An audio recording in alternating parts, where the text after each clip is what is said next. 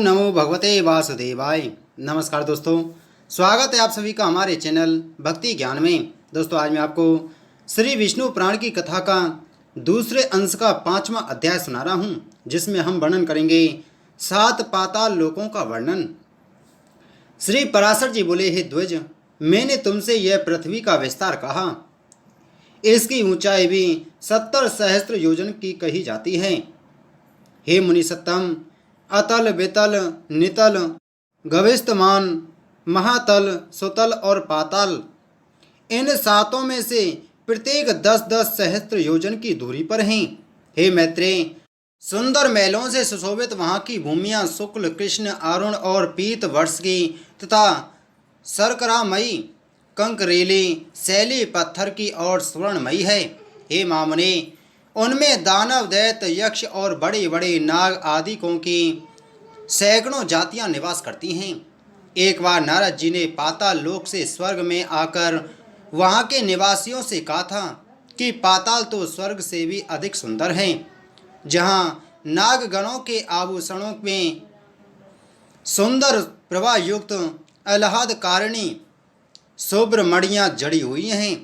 उस पाताल को किसके समान कहें, जहाँ तहाँ दैत्य और दानवों की कन्याओं से सुशोभित पाताल लोक में किस मुक्त पुरुष की भी प्रीति न होगी, जहाँ दिन में सूर्य की किरणें केवल प्रकाश ही करती हैं, घाम नहीं करती, तथा रात में चंद्रमा की किरणों से शीत नहीं होता, केवल चांदनी ही फैलती है, जहाँ भक्ष्य भोज और महापान आदि के भोगों से आनंदित सर्पों तथा दानव आदि को समय जाता हुआ भी प्रतीत नहीं होता, जहाँ सुंदर वन, नदियाँ, रमणीय सरोवर और कमलों के वन हैं, जहाँ नर कोकिलों की सुमधुर कूक गूंजती है एवं आकाश मनोहारी है। और हे द्विज, जहाँ पाताल निवासी दैत्य, दानव एवं नागगण द्वारा अति स्वच्छ आभूषण, सुगंधमय अनुलेपन, वीणा, वेणु और मृदंग आदि के स्वर तथा तूर्य, ये सब एवं भाग्यशालियों के भोगने योग्य और भी अनेक भोग भोगे जाते हैं। पातालों के नीचे विष्णु भगवान का शेष नामक जो तमोमय विग्रह है, उसके गुणों का दैत्य अथवा दानवगण भी वर्णन नहीं कर सकते। जिन देवर्षि पूजित देव का सिद्धगण अनंत कहकर बखान करते हैं, वे अति निर्मल, स्पष्ट, स्वस्तिक चिन्हों से विभूषित तथा सहस्त्र सिर वाले हैं, जो अपने फनों की सहस्त्र मणियों से संपूर्ण दिशाओं को दैदीप्यमान करते हुए संसार के कल्याण के लिए समस्त असुरों को वीरहीन करते रहते हैं। मद के कारण अरुण नयन, सदैव एक ही कुंडल पहने हुए तथा मुकुट और माला आदि धारण किए, जो अग्नियुक्त श्वेत पर्वत के समान शोभित है। मद से उन्मत्त हुए जो नीलांबर तथा श्वेत हारों से सुशोभित होकर मेघमाला और गंगा प्रवाह से युक्त दूसरे कैलाश पर्वत के समान विराजमान है, जो अपने हाथों में हल और उत्तम मूसल धारण किए हैं तथा जिनकी उपासना शोभा और बाणुड़ी देवी स्वयं मूर्तिमयी होकर करती हैं।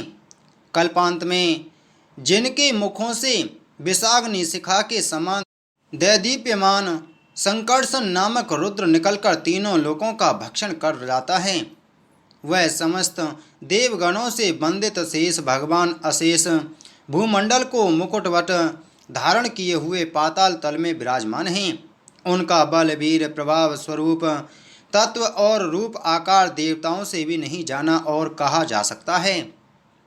जिनके फनों की मणियों की आभा से अरुण वर्ण हुई यह समस्त पृथ्वी फूलों की माला के समान रखी हुई है, उनके बल वीर का वर्णन भला कौन करेगा। जिस समय मदमंत नयन शेष जी जमुहाई लेते हैं, उस समय समुद्र और वन आदि के सहित यह संपूर्ण पृथ्वी चलायमान हो जाती है। इनके गुणों का अंत गंधर्व, अप्सरा, सिद्ध, किन्नर, नाग और चारण आदि कोई भी नहीं पा सकते। इसलिए ये अविनाशी देव अनंत कहलाते हैं, जिनका नाग बंधुओं द्वारा लेपित हरिचंदन पुनः पुनः श्वास वायु से छूट छूट कर दिशाओं को सुगंधित करता रहता है।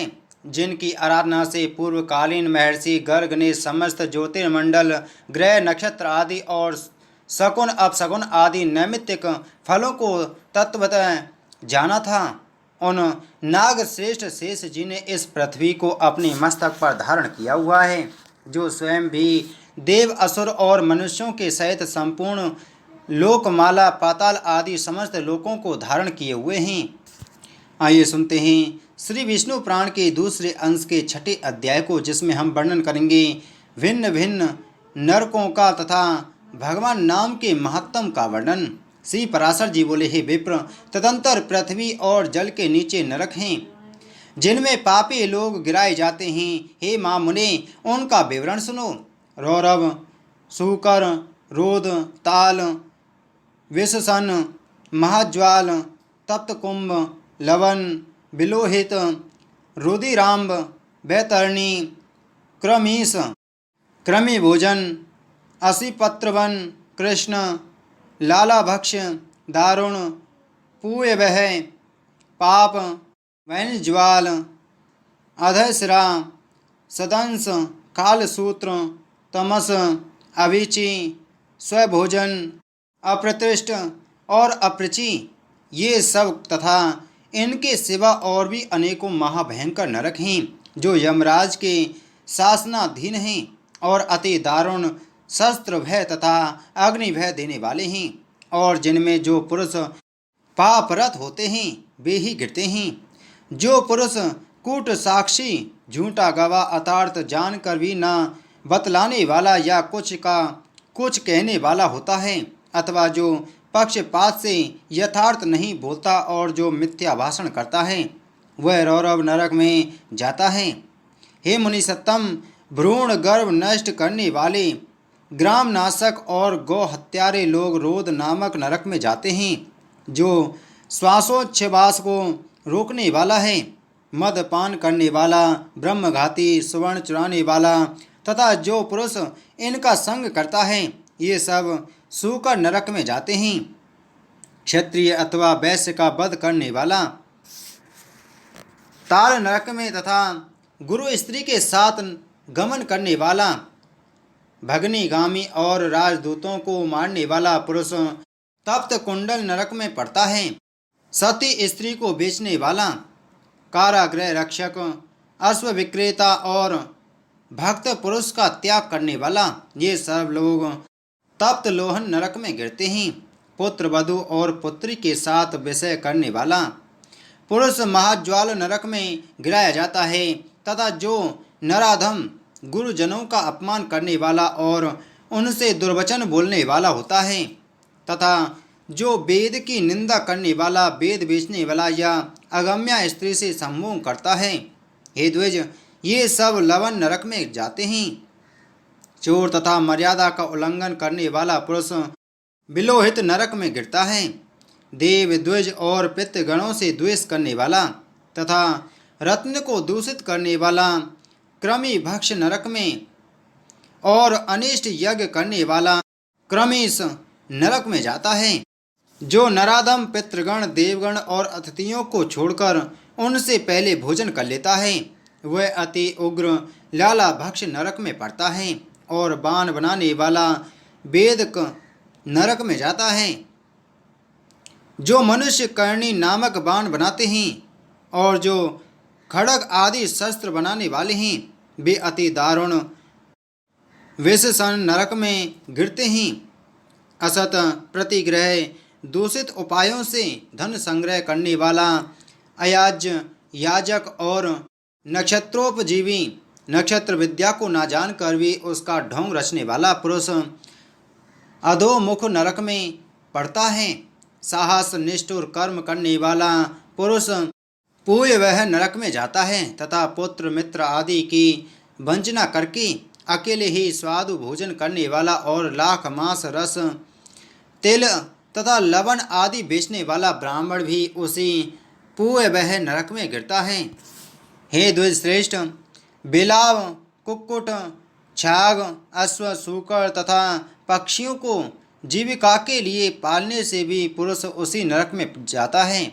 नट या मल्लव्रति से रहने वाला, धीवर का कर्म करने वाला, कुंड उपपति से उत्पन्न संतान का अन्न खाने वाला, विष देने वाला, चुगलखोर, स्त्री की असदवृत्ति के आश्रय रहने वाला, धन आदि के लोभ से बिना पर्व के अमावस्या आदि पर्व दिनों का कार्य करने वाला, द्विज, घर में आग लगाने वाला, मित्र की हत्या करने वाला, शकुन आदि बताने वाला, ग्राम का पुरोहित तथा सौम मदरा बेचने वाला, ये सब रुद्रांध नरक में गिरते हैं।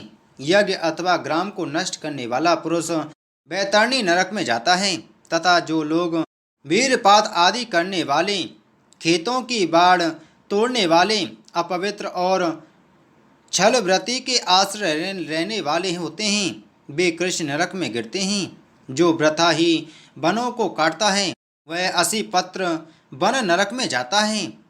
मेषोपजीवी, गरड़िए और व्यागगण वहन ज्वाल नरक में गिरते हैं तथा हे द्विज, जो कच्चे घड़ों अथवा ईंट आदि को पकाने के लिए उनमें अग्नि डालते हैं, वे भी उस वहन ज्वाल नरक में ही जाते हैं। व्रतों को लोप करने वाले तथा अपने आश्रम से पतित दोनों ही प्रकार के पुरुष सदंस नामक नरक में गिरते हैं।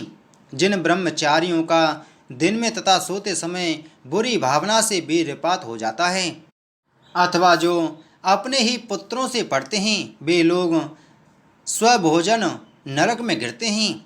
इस प्रकार ये तथा अन्य सैकड़ों हजारों नरक हैं जिनमें दुष्कर्मी लोग नाना प्रकार की यातनाएं भोगा करते हैं। इन उपर्युक्त पापों के समान और भी सहस्त्रों पाप कर्म हैं। उनके फल मनुष्य भिन्न भिन्न नरकों में भोगा करते हैं। जो लोग अपने वर्णाश्रम धर्म के विरुद्ध मन, वचन अथवा कर्म से कोई आचरण करते हैं, वे नरक में गिरते हैं। अधोमुख नरक निवासियों को स्वर्गलोक में देवगण दिखाई दिया करते हैं और देवता लोग नीचे के लोक में नारकी जीवों को देखते हैं। पापी लोग नरक भोग के अनंतर क्रम से स्थावर, कृमि, जलचर, पक्षी, पशु, मनुष्य, धार्मिक पुरुष, देवगण तथा मुमुक्षु होकर जन्म ग्रहण करते हैं। हे महाभाग, मुमुक्षु पर्यंत इन सब में दूसरों की अपेक्षा पहले प्राणी संख्या में सहस्त्र गुण अधिक हैं। जितने जीव स्वर्ग में हैं उतने ही नरक में हैं। जो पापी पुरुष अपने पाप का प्रायश्चित नहीं करते वे ही नरक में जाते हैं। भिन्न भिन्न पापों के अनुरूप जो जो प्रायश्चित हैं उन्हीं उन्हीं को महर्षियों ने वेदार्थ का स्मरण करके बताया है।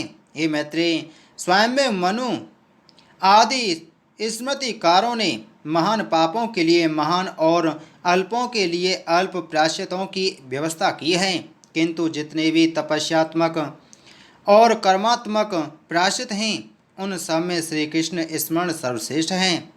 जिस पुरुष के चित्त में पाप कर्म के अनंतर पश्चाताप होता है उसके लिए ही प्रायश्चितों का विधान है, किंतु यह हरि स्मरण तो एकमात्र स्वयं ही परम प्रायश्चित है। प्रातःकाल, सायंकाल, रात्रि में अथवा मध्या में किसी भी समय श्री नारायण का स्मरण करने से पुरुष के समस्त पाप तत्काल क्षीण हो जाते हैं। श्री विष्णु भगवान के स्मरण से समस्त पाप राशि के भस्म हो जाने से पुरुष मोक्ष पद प्राप्त कर लेता है। स्वर्ग लाभ तो उसके लिए विघ्न रूप माना जाता है। हे मैत्रेय, जिसका चित्त जप, होम और अर्चन आदि करते हुए निरंतर भगवान वासुदेव में लगा रहता है उसके लिए इंद्र पद आदि फल तो अंतराय विघ्न हैं। कहाँ तो पूर्व जन्म में चक्र में डालने वाली स्वर्ग प्राप्ति और कहाँ मोक्ष का सर्वोत्तम बीज वासुदेव नाम का जप। इसलिए हे मुनि, श्री विष्णु भगवान का अहर्निश स्मरण करने से संपूर्ण पाप क्षीण हो जाने के कारण मनुष्य फिर नरक में नहीं जाता। चित्त को प्रिय लगने वाला ही स्वर्ग है और उसके विपरीत अप्रिय लगने वाला ही नरक है। हे द्विजोत्तम, पाप और पुण्य ही के दूसरे नाम नरक और स्वर्ग हैं, जबकि एक ही वस्तु सुख और दुख तथा ईर्षा और कोप का कारण हो जाती है, तो उसमें वस्तुतः नियत स्वभावत्व ही कहाँ है। क्योंकि एक ही वस्तु कभी प्रीति की कारण होती है तो वहीं दूसरे समय दुखदायिनी हो जाती है, और वहीं कभी क्रोध की हेतु होती है तो कभी प्रसन्नता देने वाली हो जाती है। अतः कोई भी पदार्थ दुख में नहीं है और ना कोई सुख में है। ये सुख दुख तो मन के ही विकार हैं। परमार्थ ज्ञान ही स्व परब्रह्म है और अविद्या की उपाधि से वही बंधन का कारण है। यह संपूर्ण विश्व ज्ञानमयी है, ज्ञान से भिन्न और कोई वस्तु नहीं है। हे मैत्रेय, विद्या और अविद्या को भी तुम ज्ञान ही समझो। हे द्विज, इस प्रकार मैंने तुमसे समस्त भूमंडल, संपूर्ण पाताल लोक और नरकों का वर्णन कर दिया। समुद्र, पर्वत, द्वीप, वर्ष और नदियाँ, इन सभी की मैंने संक्षेप से व्याख्या कर दी। अब तुम और क्या सुनना चाहते हैं? आइए सुनते हैं श्री विष्णु पुराण के दूसरे अंश के 7वें अध्याय को, जिसमें हम वर्णन करेंगे भूर्भुव आदि 7 ऊर्ध्व लोकों का वृतांत। श्री मैत्रेय जी बोले, ब्रह्मन, आपने मुझसे समस्त भूमंडल का वर्णन किया। हे मुनि, अब मैं भुवर लोक आदि समस्त लोकों के विषय में सुनना चाहता हूँ। हे महाभाग, मुझ जिज्ञासु से आप ग्रह गुण की स्थिति तथा उनके परिमाण आदि का यथावत वर्णन कीजिए। श्री पराशर जी बोले, जितनी दूर तक सूर्य और चंद्रमा की किरणों का प्रकाश जाता है, समुद्र, नदी और पर्वत आदि से युक्त उतना प्रदेश पृथ्वी कहलाता है। ये द्विज, जितना पृथ्वी का विस्तार और परिमंडल घेरा है, उतना ही विस्तार और परिमंडल भुवर लोक का भी है। हे मैत्रेय, पृथ्वी से 1,00,000 योजन दूर सूर्य मंडल है और सूर्य मंडल से भी 1,00,000 योजन के अनंतर चंद्रमंडल है। चंद्रमा से पूरे 100,000 1,00,000 योजन ऊपर संपूर्ण नक्षत्र मंडल प्रकाशित हो रहा है। हे ब्रह्मन, नक्षत्र मंडल से 2,00,000 योजन ऊपर बुध और बुध से भी 2,00,000 योजन ऊपर शुक्र स्थित है। शुक्र से भी इतनी ही दूरी पर मंगल है और मंगल से भी 2,00,000 योजन ऊपर बृहस्पति है। हे द्विजोत्तम, बृहस्पति से 2,00,000 योजन ऊपर शनि है और शनि से 1,00,000 योजन के अनंतर सप्तऋषि मंडल है तथा सप्तऋषियों से भी 100,000 योजन ऊपर समस्त ज्योतिष चक्र की नाभि रूप ध्रुव मंडल स्थित हैं। हे महामुनि, मैंने तुमसे यह त्रिलोकी की उच्चता के विषय में वर्णन किया।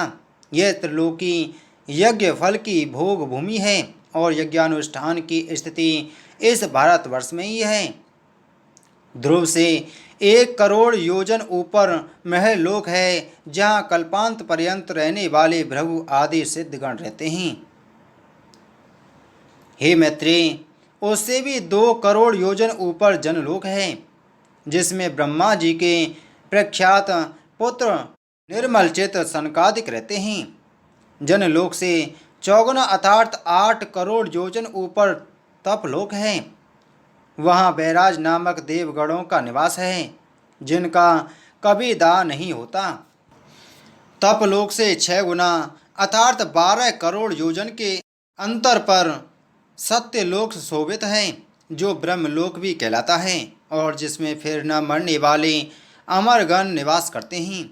जो भी पार्थिव वस्तु चरण संचार के योग्य है, वह भूलोक ही है। उसका विस्तार मैं कह चुका हूँ। हे मुनि श्रेष्ठ, पृथ्वी और सूर्य के मध्य में जो सिद्धगण और मुनिगण सेवित स्थान है, वही दूसरा भुवर लोक है। सूर्य और ध्रुव के बीच में जो 14,00,000 योजन का अंतर है, उसी को लोक स्थिति का विचार करने वालों ने स्वर्गलोक कहा है। हे मैत्रेय, ये भूर्भुवः स्वः कृतक त्रैलोक्य कहलाते हैं और जन, तप तथा सत्य ये तीनों अकृतक लोक हैं। इन कृतक और अकृतक त्रिलोकियों के मध्य में महल लोक कहा जाता है, जो कल्पांत में केवल जन शून्य हो जाता है, अत्यंत नष्ट नहीं होता, इसलिए यह कृतका कृत कहलाता है।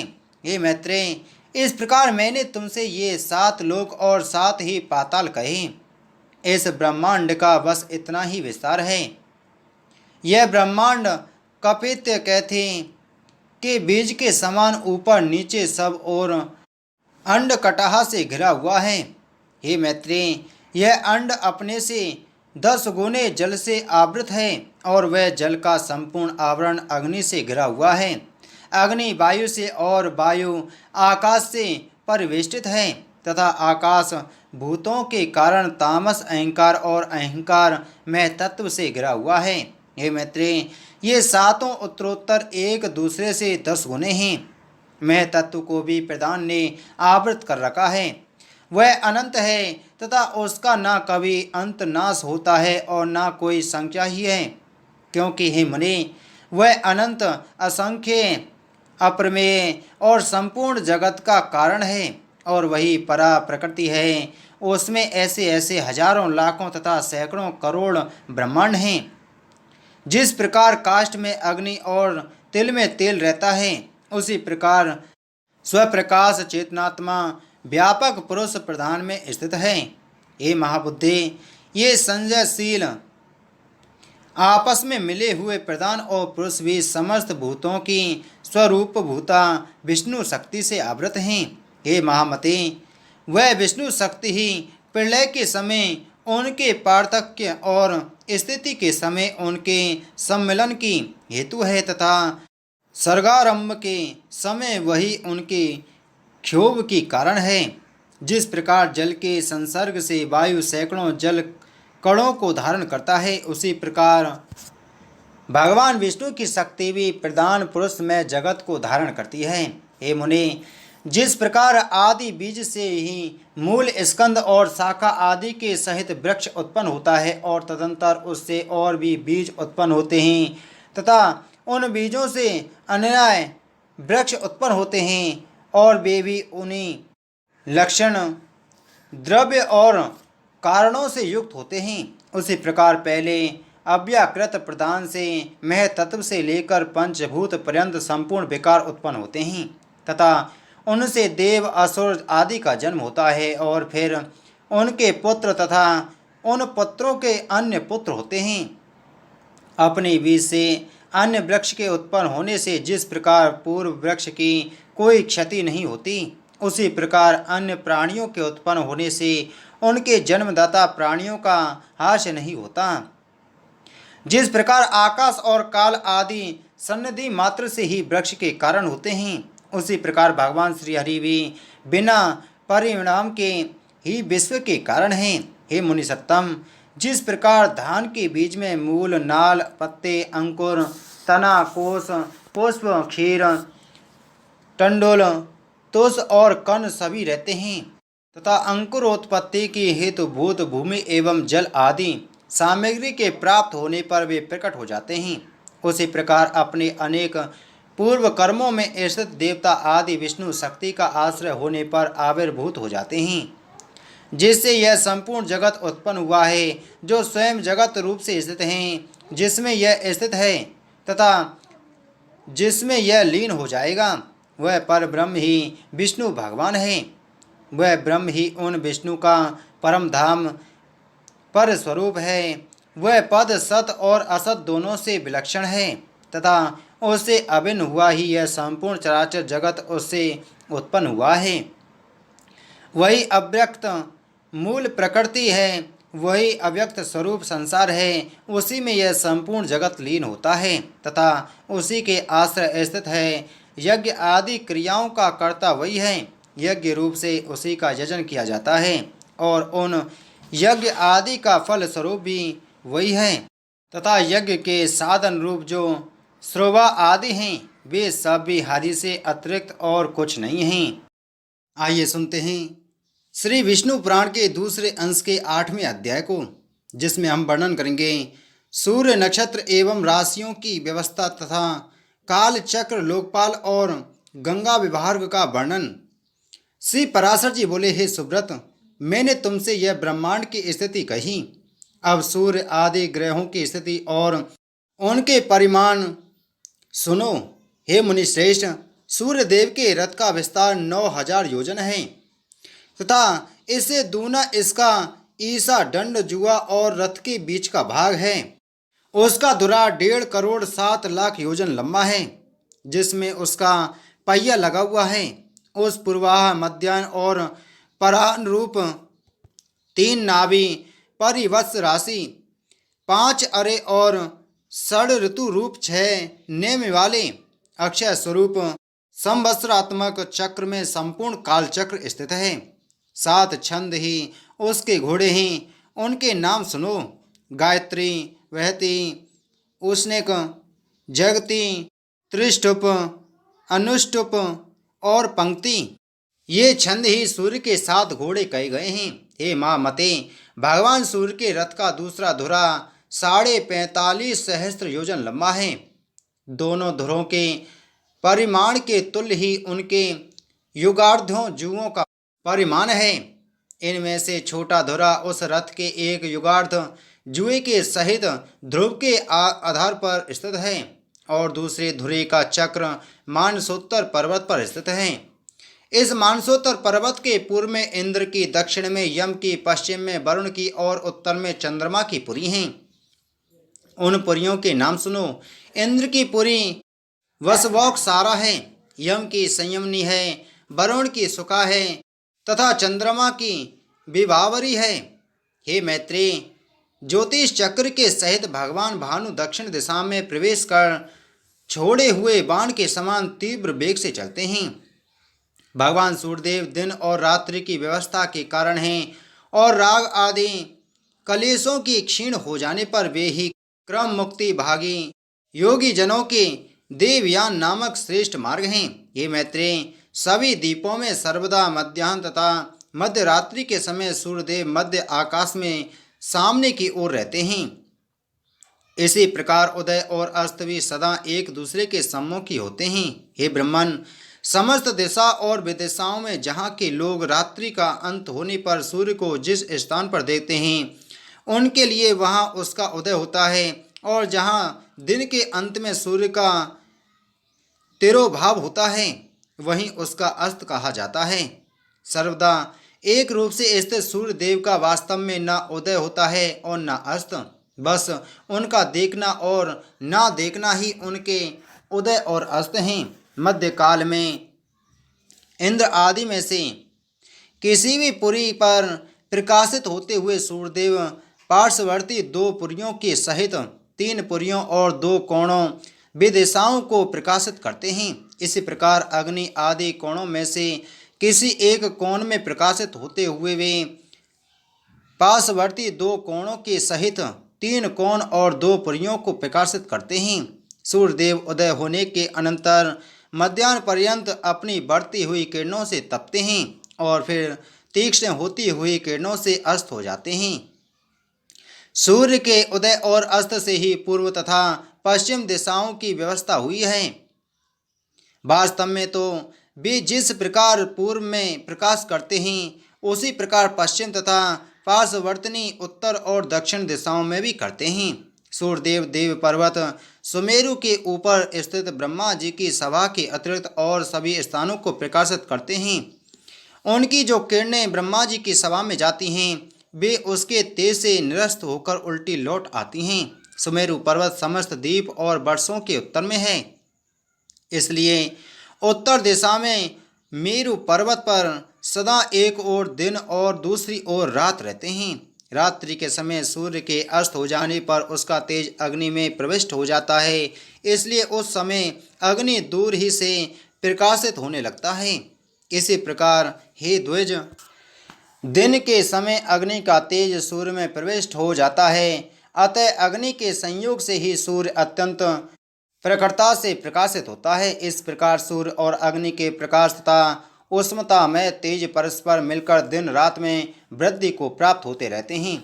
मेरु के दक्षिणी और उत्तरी भूमध्य में सूर्य के प्रकाशित होते समय अंधकारमयी रात्रि और प्रकाशमय दिन क्रमशः जल में प्रवेश कर जाते हैं। दिन के समय रात्रि के प्रवेश करने से ही जल कुछ ताम्र वर्ण दिखाई देता है, किंतु सूर्य अस्त हो जाने पर उसमें दिन का प्रवेश हो जाता है। इसलिए दिन के प्रवेश के कारण ही रात्रि के समय वह शुक्ल वर्ण हो जाता है। इस प्रकार जब सूर्य पुष्कर द्वीप के मध्य में पहुंचकर पृथ्वी का तीसरा भाग पार कर लेता है तो उसकी वह गति 1 मुहूर्त की होती है, अर्थात उतने भाग के अतिक्रमण करने में उसे जितना समय लगता है वही मुहूर्त कहलाता है। हे ध्वज, कुलाल चक्र कुमार के चाक के सिरे पर घूमते हुए जीव के समान भ्रमण करता हुआ यह सूर्य पृथ्वी के 30 भागों का अतिक्रमण करने पर एक दिन रात्रि करता है। हे ध्वज, उत्तरायण के आरंभ में सूर्य सबसे पहले मकर राशि में जाता है, उसके पश्चात वह कुंभ और मीन राशि में एक राशि से दूसरी राशि में जाता है। इन तीनों राशियों को भोग चुकने पर सूर्य रात्रि और दिन को समान करता हुआ वैश्ववती गति का अवलंबन करता है, अर्थात वह भूमध्य रेखा के बीच में ही चलता है। उसके अनंतर नित्य प्रति रात्रि क्षीण होने लगती है और दिन बढ़ने लगता है। फिर मेष तथा वृष राशि का अतिक्रमण कर मिथुन राशि से निकलकर उत्तरायण की अंतिम सीमा पर उपस्थित हो वह कर्क राशि में पहुंचकर दक्षिणायन का आरंभ करता है। जिस प्रकार कुलाल चक्र के सिरे पर स्थित जीव अति शीघ्रता से घूमता है, उसी प्रकार सूर्य भी दक्षिणायन को पार करने में अति शीघ्रता से चलता है। अतः वह अति शीघ्रता पूर्वक वायु वेग से चलते हुए अपने उत्कृष्ट मार्ग को थोड़े समय में ही पार कर लेता है। हे द्विज, दक्षिणायन में दिन के समय शीघ्रता पूर्वक चलने से उस समय के 13.5 नक्षत्रों को सूर्य 12 मुहूर्तों में पार कर लेता है, किंतु रात्रि के समय मंदगामी होने से उतने ही नक्षत्रों को 18 मुहूर्तों में पार करता है। कुलाल चक्र के मध्य में स्थित जीव जिस प्रकार धीरे धीरे चलता है, उसी प्रकार उत्तरायण के समय सूर्य मंद गति से चलता है, इसलिए उस समय वह थोड़ी सी भूमि भी अति दीर्घ काल में पार करता है। अतः उत्तरायण का अंतिम दिन 18 मुहूर्त का होता है। उस दिन भी सूर्य अति मंद गति से चलता है और ज्योतिष चक्राधार के 13.5 नक्षत्रों को एक दिन में पार करता है, किंतु रात्रि के समय वह उतने ही 13.5 नक्षत्रों को 12 मुहूर्तों में ही पार कर लेता है। अतः जिस प्रकार नाभि देश में चक्र के मंद मंद घूमने से वहाँ का मृत पिंड भी मंद गति से घूमता है, उसी प्रकार ज्योतिष चक्र के मध्य में स्थित ध्रुव अति मंद गति से घूमता है। हे मैत्रेय, जिस प्रकार कुलाल चक्र की नाभि अपने स्थान पर ही घूमती रहती है, उसी प्रकार ध्रुव भी अपने स्थान पर ही घूमता रहता है। इस प्रकार उत्तर तथा दक्षिण सीमाओं के मध्य में मंडलाकार घूमते रहने से सूर्य की गति दिन अथवा रात्रि के समय मंद अथवा शीघ्र हो जाती है। जिस अयन में सूर्य की गति दिन के समय मंद होती है, उसमें रात्रि के समय शीघ्र होती है, तथा जिस समय रात्रि काल में शीघ्र होती है उस समय दिन में मंद हो जाती है। हे द्विज, सूर्य को सदा एक बराबर मार्ग ही पार करना पड़ता है। एक दिन रात्रि में यह समस्त राशियों का भोग कर लेता है। सूर्य 6 राशियों को रात्रि के समय भोगता है और 6 को दिन के समय। राशियों के परिणाम अनुसार ही दिन का बढ़ना घटना होता है तथा रात्रि की लघुता दीर्घता भी राशियों के परिमाण से ही होती है। राशियों के भोगानुसार ही दिन अथवा रात्रि की लघुता अथवा दीर्घता होती है। उत्तरायण में सूर्य की गति रात्रि काल में शीघ्र होती है तथा दिन में मंद, दक्षिणायन में उसकी गति इसके विपरीत होती है। रात्रि ऊषा कहलाती है तथा दिन व्युष्टि प्रभात कहा जाता है। इन ऊषा तथा व्युष्टि के बीच समय को संध्या कहते हैं। इस अति दारुण और भयानक संध्या काल के उपस्थित होने पर मंदेहा नामक भयंकर राक्षसगण सूर्य को खाना चाहते हैं। हे मैत्रेय, उन राक्षसों को प्रजापति का यह शाप है कि उनका शरीर अक्षय रहकर भी मरण नृत्य प्रति हो। अतः संध्या काल में उनका सूर्य से अति भीषण युद्ध होता है। हे माँ मुनि, उस समय द्विजोत्तम गण जो ब्रह्म स्वरूप ओंकार तथा गायत्री से अभिमंत्रित जल छोड़ते हैं, उस वज्र स्वरूप जल से वे दुष्ट राक्षस दग्ध हो जाते हैं। अग्निहोत्र में जो सूर्य ज्योति इत्यादि मंत्र से प्रथम आहुति दी जाती है, उससे सहस्त्रांशु दिननाथ दीप्यमान हो जाते हैं। ओंकार विश्व, तेजस और प्राज्ञ रूप 3 धामों से युक्त भगवान विष्णु हैं तथा संपूर्ण वाणियों वेदों का अधिपति हैं। उनके उच्चारण मात्र से ही वे राक्षसगण नष्ट हो जाते हैं। सूर्य विष्णु भगवान का अति श्रेष्ठ अंश और विकार रहित अंत ज्योति स्वरूप है। ओंकार उसका वाचक है और वह उसे उन राक्षसों के वध में अत्यंत प्रेरित करने वाला है। उस ओंकार की प्रेरणा से अति प्रदीप्त होकर वह ज्योति मंदेहा नामक संपूर्ण पापी राक्षसों को दग्ध कर देती है। इसलिए संध्योपासन कर्म का उल्लंघन कभी ना करना चाहिए। जो पुरुष संध्योपासन नहीं करता वह भगवान सूर्य का घात करता है। तदंतर उन राक्षसों का वध करने के पश्चात भगवान सूर्य संसार के पालन में प्रवृत्त हो बाल खिल्य आदि ब्राह्मणों से सुरक्षित होकर गमन करते हैं। 15 निमेष की एक काष्ठा होती है और 30 काष्ठा की एक कला गिनी जाती है। 30 कलाओं का एक मुहूर्त होता है और 30 मुहूर्तों के संपूर्ण दिन रात्रि होते हैं।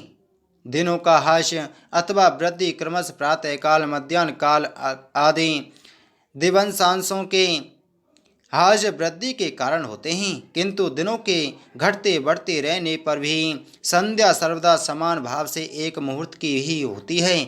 उदय से लेकर सूर्य के 3 मुहूर्त की गति के काल को प्रातःकाल कहते हैं।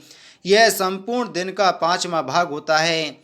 इस प्रातःकाल के अनंतर 3 मुहूर्त का समय संगम कहलाता है तथा संगम काल के पश्चात 3 मुहूर्त का मध्याह्न काल होता है।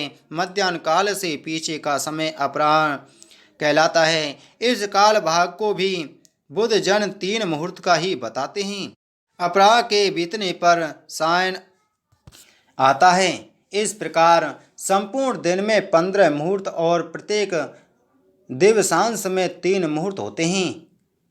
वैसुवत दिवस 15 मुहूर्त का होता है, किंतु उत्तरायण और दक्षिणायन में क्रमश उसके वृद्धि और ह्रास होने लगते हैं। इस प्रकार उत्तरायण में दिन रात्रि का ग्रास करने लगता है और दक्षिणायन में रात्रि दिन का ग्रास करती रहती है। शरद और बसंत ऋतु के मध्य में सूर्य के तुला अथवा मेष राशि में जाने पर विषुव होता है। उस समय दिन और रात्रि समान होते हैं। सूर्य के कर्क राशि में उपस्थित होने पर दक्षिणायन कहा जाता है और उसके मकर राशि पर आने से उत्तरायण कहलाता है। हे ब्राह्मण, मैंने जो 30 मुहूर्त के एक रात्रि दिन कहे हैं, ऐसे 15 रात्रि दिवस का एक पक्ष कहा जाता है। 2 पक्ष का एक मास होता है।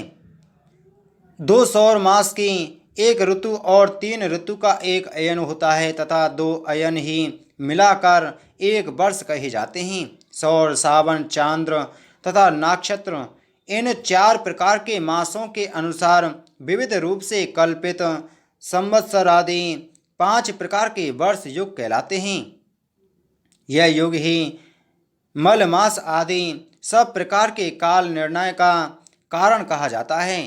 उनमें पहला संवत्सर, दूसरा परिवत्सर, तीसरा इदवत्सर, चौथा अनुवत्सर और 5वां वत्सर है। यह काल युग नाम से विख्यात हैं।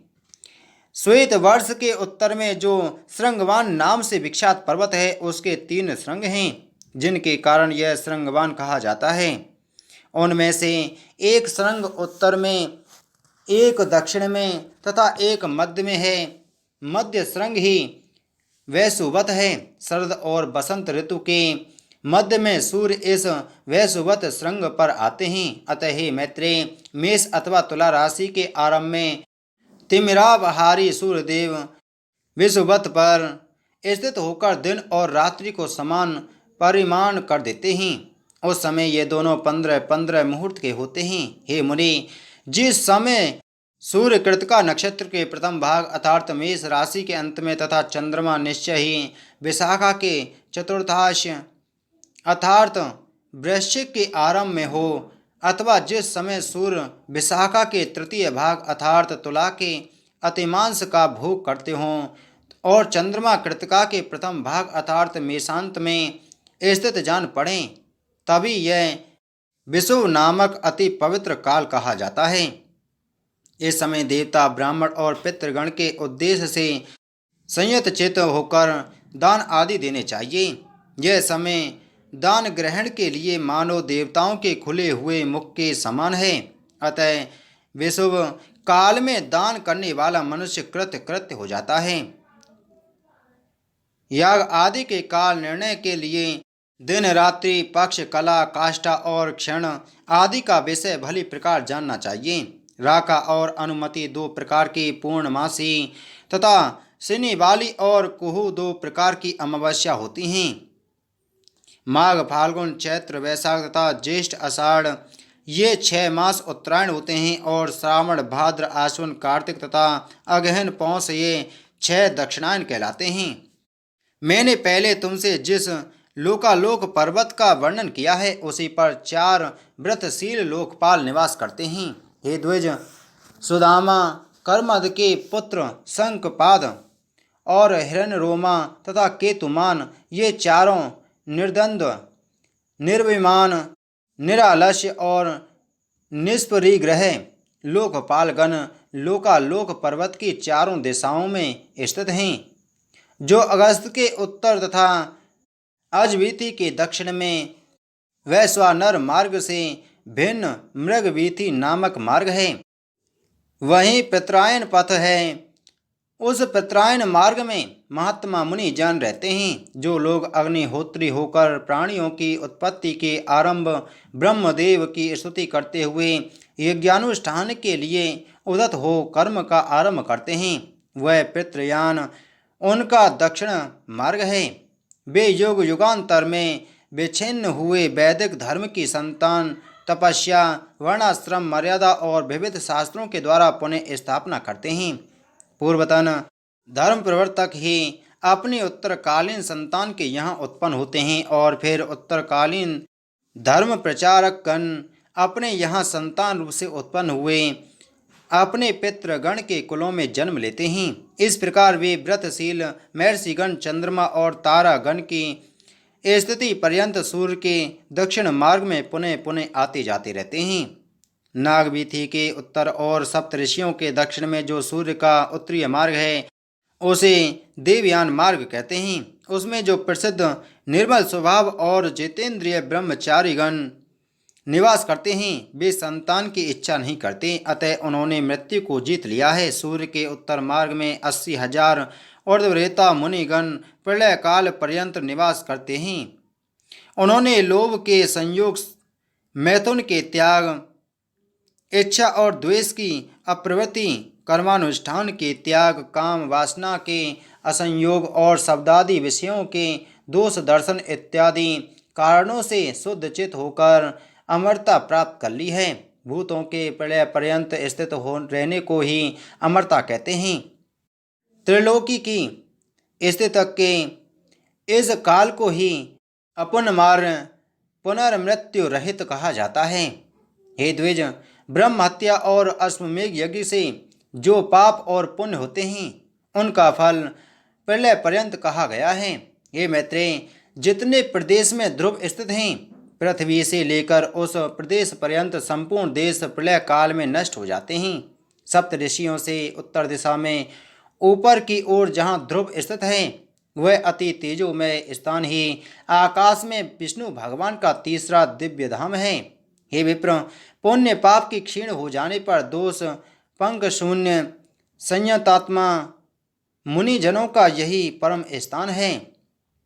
पाप पुण्य के निवृत्त हो जाने तथा देह प्राप्ति के संपूर्ण कारणों के नष्ट हो जाने पर प्राणीगण जिस स्थान पर जाकर फिर शोक नहीं करते वही स्थान विष्णु का परम पद है, जहाँ भगवान की समान ऐश्वर्यता से प्राप्त हुए योग द्वारा सतेज होकर धर्म और ध्रुव आदि लोक साक्षी गण निवास करते हैं, वहीं भगवान विष्णु का परम पद है।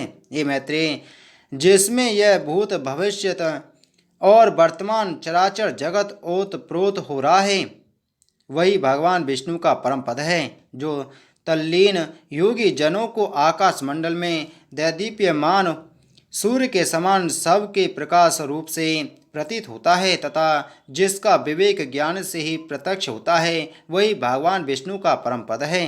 हे द्विज, उस विष्णु पद में ही सबके आधारभूत परम तेजस्वी ध्रुव स्थित हैं तथा ध्रुव जी में समस्त नक्षत्रों में मेघ और मेघों में वृष्टि आश्रित है।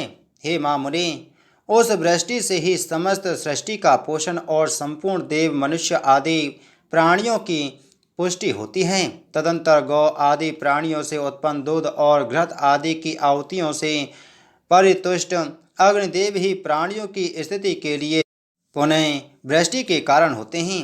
इस प्रकार विष्णु भगवान का यह निर्मल तृतीय लोक ध्रुव ही त्रिलोकी का आधारभूत और वृष्टि का आदि कारण है। हे ब्रह्मन, इस विष्णु पद से ही देवांगनाओं के अंगराग से पांडुरवर्ण हुई सी सर्व पापापहारिणी सी गंगा जी उत्पन्न हुई है। विष्णु भगवान के वाम चरण कमल के अंगूठे के नख रूप स्त्रोत से निकली हुई उन गंगा जी को ध्रुव दिन रात अपने मस्तक पर धारण करता है। तदंतर जिनके जल में खड़े होकर प्राणायाम परायण सप्त ऋषिगण उनकी तरंग भंगी से जटाकलाप के कंपायमान होते हुए अघमर्षण मंत्र का जप करते हैं तथा जिनके विस्तृत जल समूह से अल्पावृत होकर चंद्रमंडल क्षय के अनंतर पुनः पहले से भी अधिक कांति धारण करता है, वे श्री गंगा जी चंद्रमंडल से निकलकर मेरु पर्वत के ऊपर गिरती है और संसार को पवित्र करने के लिए चारों दिशाओं में जाती हैं। चारों दिशाओं में जाने से वे एक ही सीता, अलकनंदा, चक्षु और भद्रा इन चार वेदों वाली हो जाती हैं। जिसके अलकनंदा नामक दक्षिणीय वेद को भगवान शंकर ने अत्यंत प्रीतिपूर्वक 100 वर्षों से भी अधिक अपने मस्तक पर धारण किया था, जिसने श्री शंकर के जटाकलाप से निकलकर पापी सगर पुत्रों के अस्थि चूर्ण को अल्पावृत कर उन्हें स्वर्ग में पहुंचा दिया। हे मैत्री, जिसके जल में स्नान करने से शीघ्र ही समस्त पाप नष्ट हो जाते हैं और अपूर्व पुण्य की प्राप्ति होती है, जिसके प्रवाह में पुत्रों द्वारा पितरों के लिए श्रद्धापूर्वक किया हुआ एक दिन का भी तर्पण उन्हें 100 वर्ष तक दुर्लभ तृप्ति देता है। हे द्विज, जिसके तट पर राजाओं ने महायज्ञों से यज्ञेश्वर भगवान पुरुषोत्तम का यजन करके यह लोक और स्वर्ग लोक में परम सिद्धि लाभ की है, जिसके जल में स्नान करने से निष्पाप हुए यतिजनों ने भगवान के सब में चित्त लगाकर अच्युतम निर्वाण पद प्राप्त किया है, जो अपना श्रवण, इच्छा, दर्शन, स्पर्श, जलपान, स्नान तथा यशोगान करने से ही नित्य प्रति प्राणियों को पवित्र करती रहती है तथा जिसका गंगा गंगा ऐसा नाम 100 योजन की दूरी से भी उच्चारण किए जाने पर जीव के 3 जन्मों के संचित पापों को नष्ट कर देता है। त्रिलोकी को पवित्र करने में समर्थ वह गंगा जिससे उत्पन्न हुई है, वही भगवान का तीसरा परम पद है। बोलो विष्णु पुराण की जय, बोलो विष्णु भगवान की जय।